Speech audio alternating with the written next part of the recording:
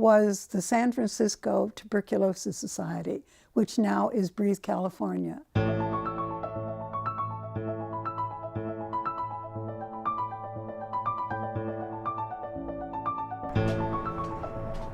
Okay, all right, Lila. The way I got involved with Breathe California was as a faculty member at the University of California at San Francisco. I was required to give lectures on tuberculosis because they had a faculty that taught different things of their specialties. Mine were the fungal infections, but they needed someone to also teach tuberculosis. So I went down to the San Francisco Tuberculosis Society and requested information that they had, that they were handing out, that I could give to the medical students, and got to know the staff of the San Francisco Tuberculosis Association, and they asked me to go on their board. Carlyn spent over 20 years on the board and watched the Tuberculosis Society morph into Breathe California. The organization expanded their outreach to a number of lung-related health issues, including asthma, COPD, and tobacco education.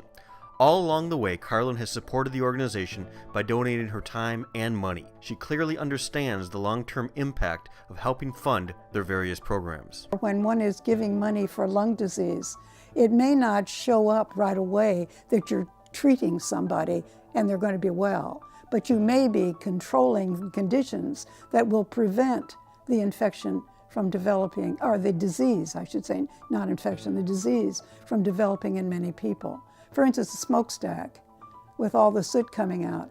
If a control is made on the soot, children are not going to inhale the soot and are not going to develop lung disease. Something that when you give $1 or $2, you don't realize how it's going to be used. As a lung disease researcher for many decades, Carlyn saw the ill effects of tobacco and applauds Breathe California for their continued educational efforts. Tobacco should not be legal. It should be more controlled than alcohol is, because it's more dangerous than alcohol. Cigarettes are far more dangerous than alcohol. So one of the most important things we need to do is, in the Breathe California, is to make peer pressure non-smoking.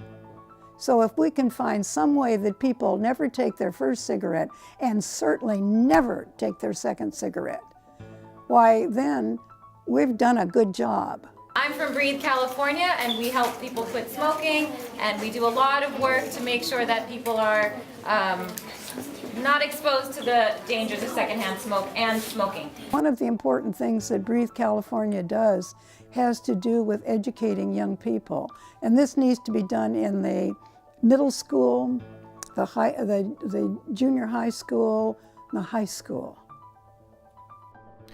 Carlyn believes so strongly in the beneficial work Breathe California does in regards to air quality and lung health issues that she is leaving a legacy gift to the organization.